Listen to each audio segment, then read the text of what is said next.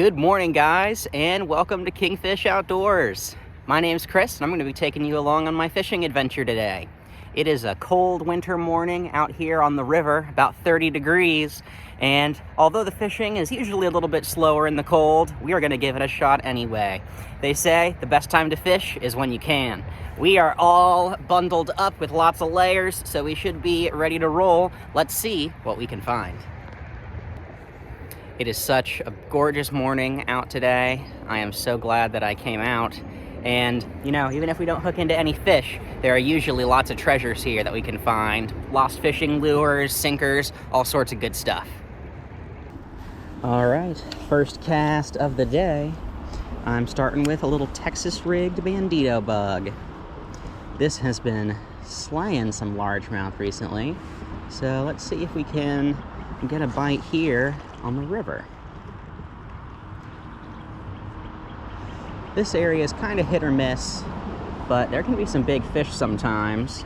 Got opportunities for largemouth bass, striped bass, even catfish will hit on stuff here.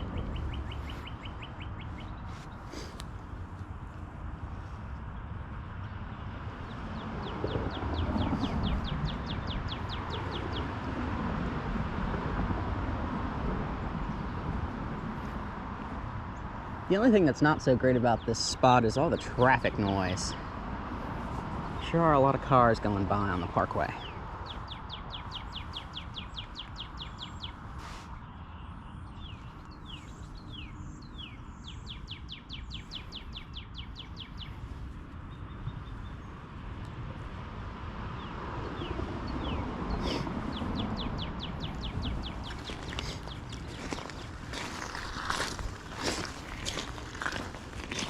All right, we're gonna try casting up under the bridge.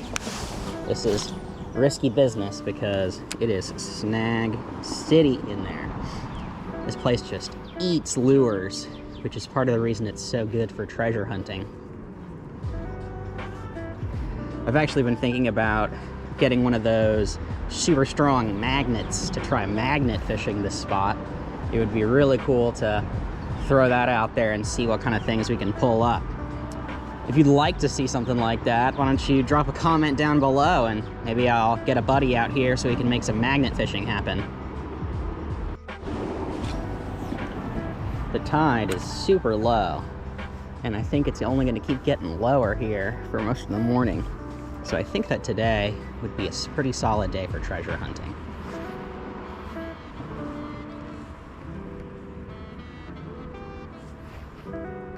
It isn't exactly the right time of year for people to be coming out and losing a bunch of baits, though. In the middle of winter, you gotta be kind of crazy like me to be out here all the time.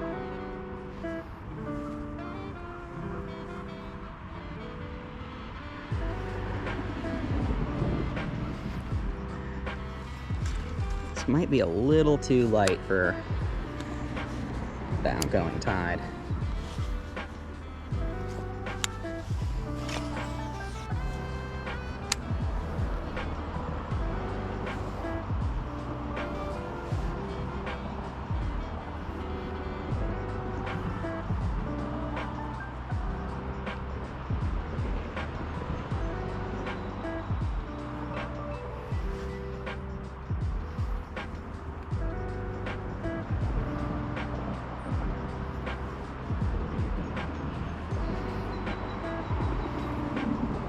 I'm just letting it kind of bounce up and down in the current.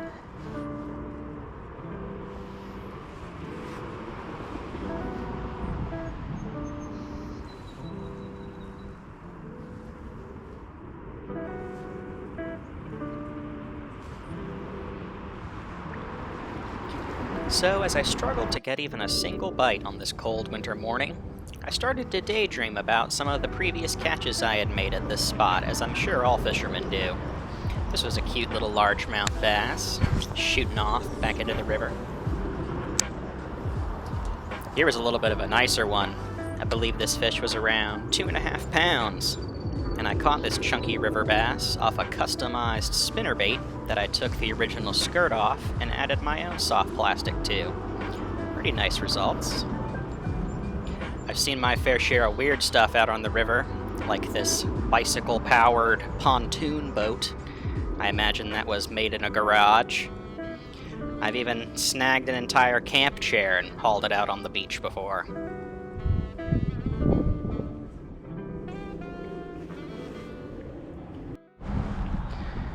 Looks like someone threw out their old dead Christmas tree right at the start of the trail. You never know what you're gonna find out here.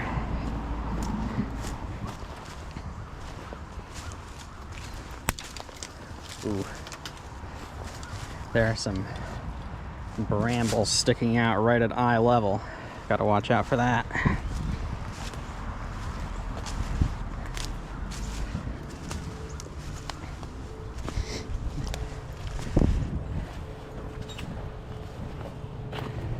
All right, check this out. Tide is super low right here. You can easily get out onto the beach. But it does come all the way up and swallow the whole bank pretty much.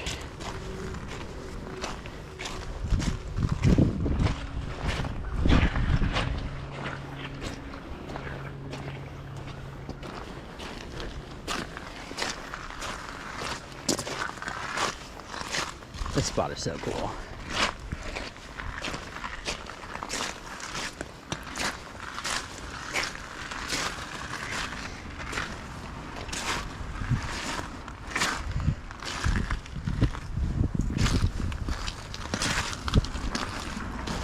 All right, let's take a little look here.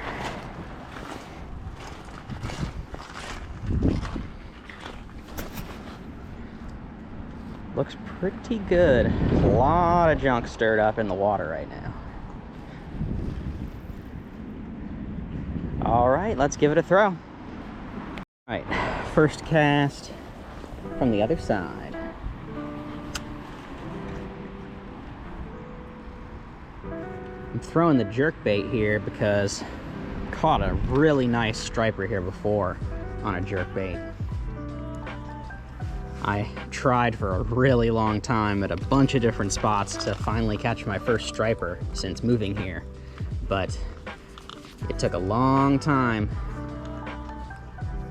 It was rewarding though, man, that was a beautiful fish. It's only a matter of time until we get number 2. Although, they are kind of seasonal in the river. You gotta be fishing for them at the right times of year to get them consistently.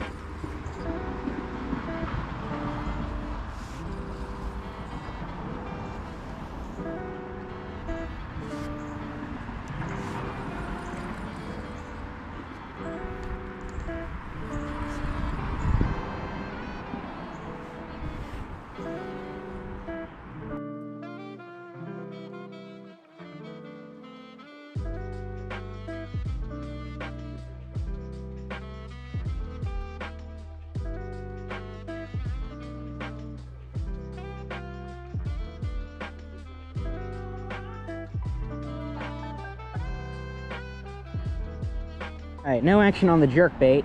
Let's try fishing something a little closer to the bottom. Not getting snagged is the name of the game here, and it is pretty tough. You kind of just have to expect to lose some tackle fishing this spot.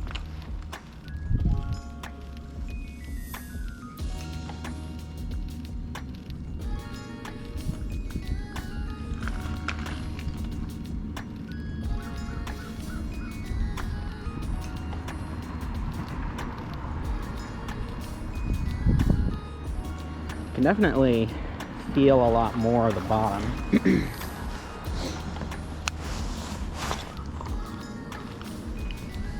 Got it right back along the wall.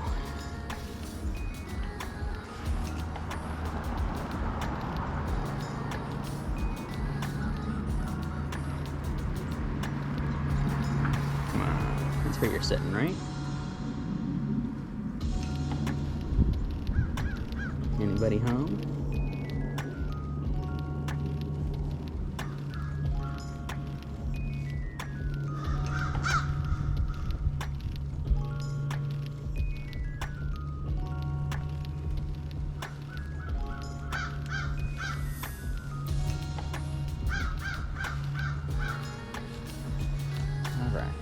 try the other wall. Well, sure.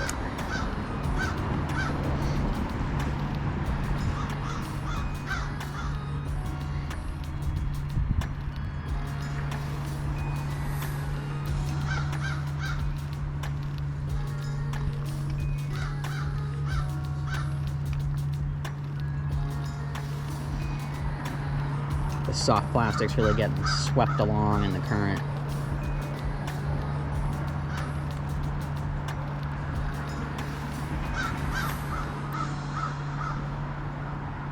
It could be a nice natural presentation, but there's so much junk floating in the water that I probably got a lot of competition for attention.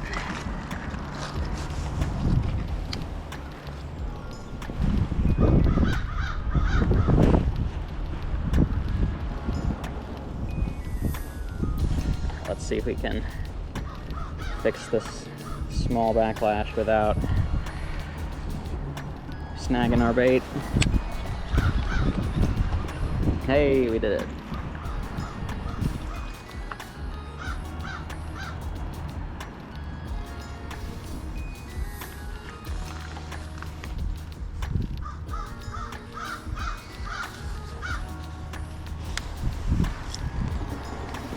There we go. That's a little more where I wanted it. Might need a heavier weight to get it down there, but gotta be careful because as soon as you go heavy, you're losing your rigs, and it's not really fun to spend more time tying than fishing. It looks like it's just about reached slack tide, so we gotta get a move on with our treasure hunt before the water starts to rise again.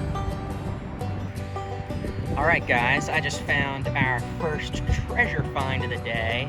A big old egg sinker on a cliff. I think that might be a whole drop shot rig.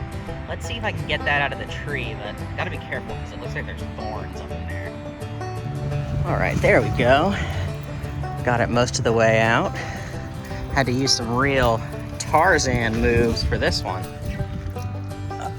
There we go. And let's see what our prize is. A pretty nice drop shot. It's a big sinker.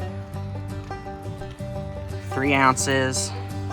Looks like the hooks are still in really good shape. Got a whole bag of these things. It's like the standard bait rig that people fish in the river. Nice. Wonder if we can find anything else.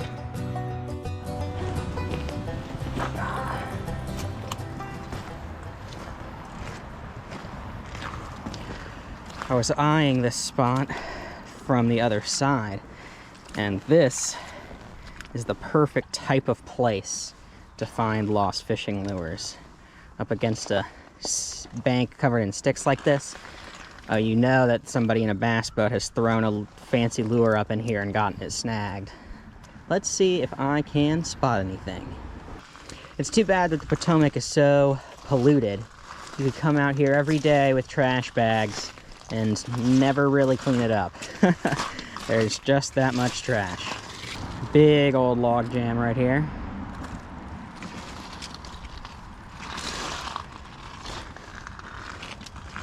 Looks like this has actually moved around since I was last here. A big storm might have come and moved these logs around. That could be a good thing with all this stirred up. Maybe it unearthed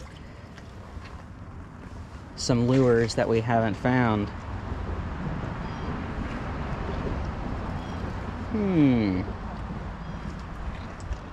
I think I might see something under there.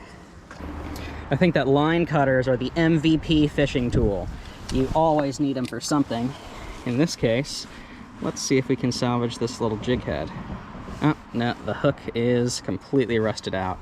That is no good. I really should bring a trash bag out here one of these days and just pick up everything I can find.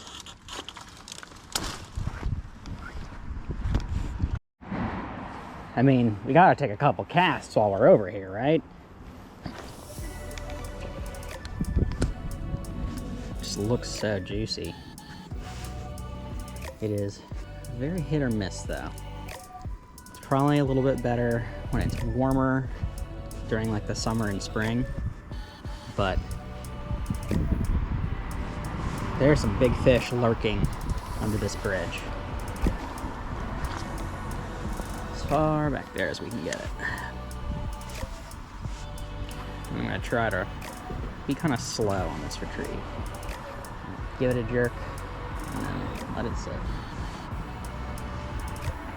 Jerk, and let it pause.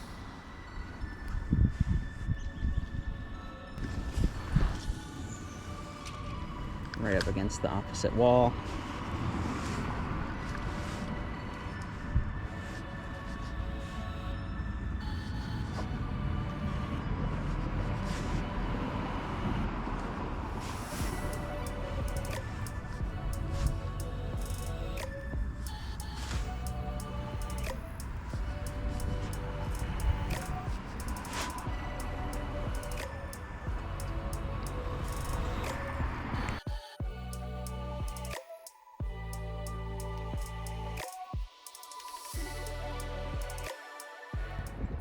Alright guys, no fishy action quite yet, but we're at a little spot I like to call Treasure Beach. I found a lot of awesome stuff here, and I think I'm going to show off some of it at the end of the video, so stick around and I'll show you my treasure hoard.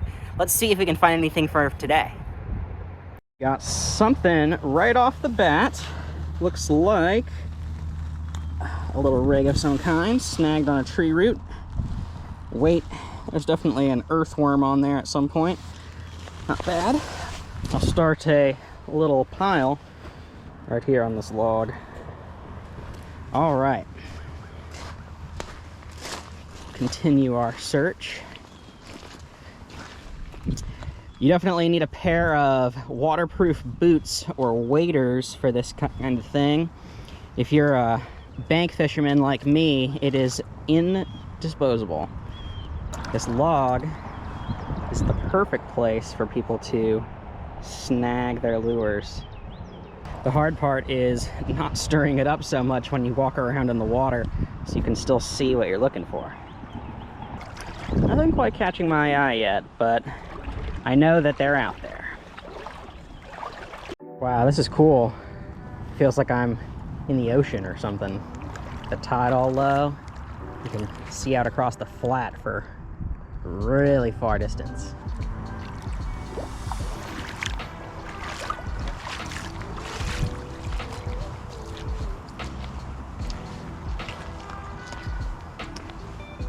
It's nice to get away from the most urban areas. I don't know if there's going to be any treasure on this end though. I don't think it gets fished as much. We got a little bit of a freeze last night, and look how paper thin this ice is. It's like a giant crumbling sheet. It's pretty cool. All right, we are now leaving Treasure Beach. I didn't find that many treasures today, but I probably picked it clean myself. We have found so many treasures in that spot before. Lures of all sizes and types, really probably a high dollar amount if you were going for brand new retail value on all the gear I found. I've even found an entire cast net before. It was crazy. Could use some cleaning up, but I bet you I could use it in a video. Somebody left this huge catfish or some other kind of fish skeleton sitting right on the edge of the bridge. I wonder what this came from. Hey you guys, I am back at home, and man, it was a tough day out there. I fished all day and could not buy a bite, but that's to be expected in the winter time. It can't be hot action all year round. Anyway, I did find one nice piece of treasure while I was out there, this big old drop shot. It's got double hooks, still pretty sharp and in nice condition, and this big egg weight. I think it's 3 ounces, if you see right there. I don't know what this person thought they were casting into, because it is not that deep at that spot. And that got me thinking that maybe I should show off to you all of the nicest finds that I've had while out on my fishing adventures. Are you ready? Boom. These are all the nicest treasures that I have found while out fishing. To give you a quick tour of the collection, I've got some trout spinners here, and just look at the size of this one. This blue fox, you could probably catch a salmon on, it's so big. I've also found plenty of soft plastics. In fact, this is probably what I find the most of, but here's just a small selection of some of the nicer ones. I've got some buzz baits and spinners that are pretty nice. I imagine that these buzz baits cost maybe $10 each just for the jig head with the blade on it. Yeah, these are pretty nice. Got some swim baits in small and large sizes. Just look at this mullet and this guy right here. Man, you could probably catch a monster off the pier with something like this. Then moving on to my favorite category, we've got the hard baits, just because of how cool they look. Oh man, I've got 4 different jerk baits that I found in super nice shape. A whopper plopper hanging off a dock, some top waters, some crankbaits. So fun. Then I've got some miscellaneous stuff over here, some hair jigs, a topwater frog, if you can believe it. Plenty of soft plastics on jig heads. I've got these pre-rigged so I can fish them. And finally, even a whole jar of bait. This looks like some Berkeley gulp maggots that might be good for some sunfish or something like that. And last but not least, an entire cast net. Can you believe that somebody would leave something like this behind?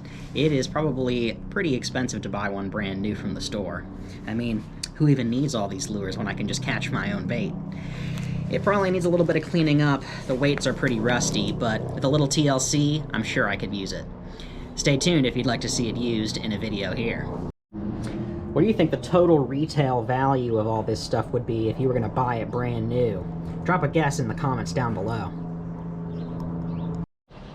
And that doesn't even scratch the surface on all the terminal tackle I found, like hooks and weights. I'll probably never need to buy any again. The world is my tackle box.